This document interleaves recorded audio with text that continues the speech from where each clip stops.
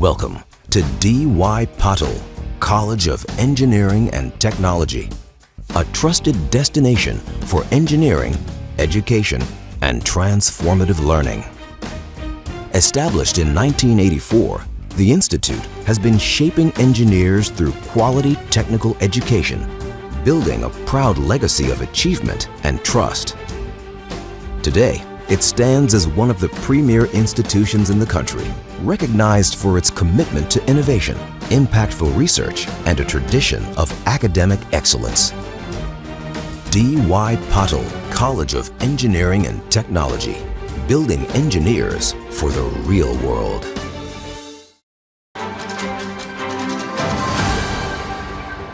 दादा पाटील हे महाराष्ट्रातले जुन्या पिढीतील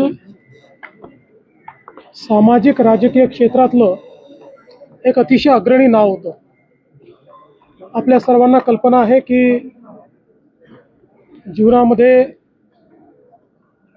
संघर्षातून त्यांनी एक अतिशय मोठं कार्य उभं केलं.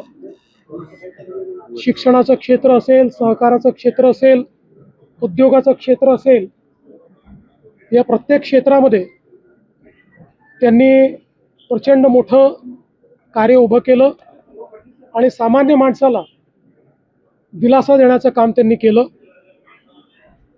विशेषतः राज्यपाल म्हणून देखील 3 राज्यांची जबाबदारी त्यांनी पार पाडली.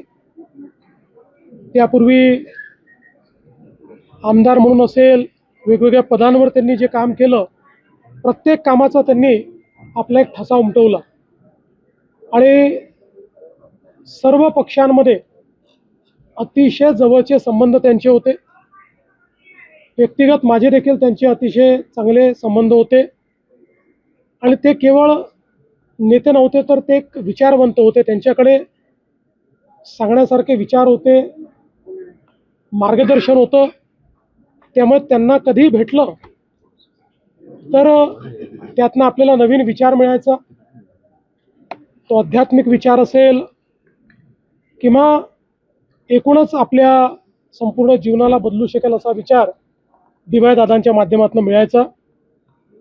त्यांच्या पश्चात त्यांच्या मुलांनी, कुटुंबाने अतिशय चांगल्या पद्धतीनं हे सगळं जे त्यांनी उभं केलं आहे ते वाढवण्याचं काम केलं.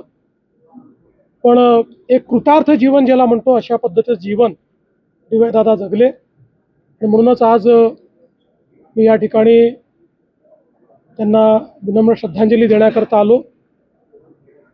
मी आज बंटी साहेबांना सांगत होतो, त्यांना आठवण करून दिली की त्यांचा माझा संबंध तसा जुना आहे, पण 1998 साली मी त्यांच्या घरी आलो होतो.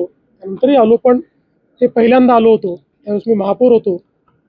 आणि तेव्हापासनं डी.वाय. दादांचा जो काही संबंध आला तो सातत्याने म्हणजे बंटी साहेबांचा आणि त्यांच्या बंधूंचा तर येतच गेला, पण दादांचा संबंध देखील जवळचा आला. त्यामुळे निश्चित आपल्या सगळ्यांकरता ही अतिशय दुःखद अशा प्रकारची घटना आहे.